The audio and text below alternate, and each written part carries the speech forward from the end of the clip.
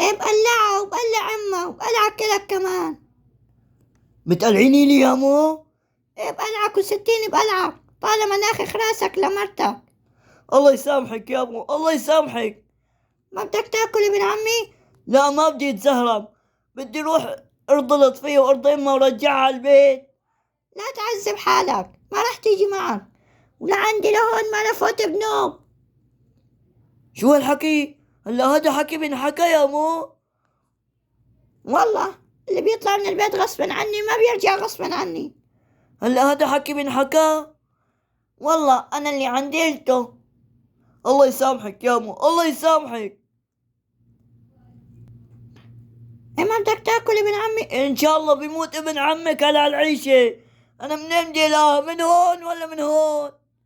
إيه ما بخليها ترجع على هذا البيت لو ودع راسك بالحيطان يا عصام، ومثل أخي أبو شهاب شكلين ما بحكي.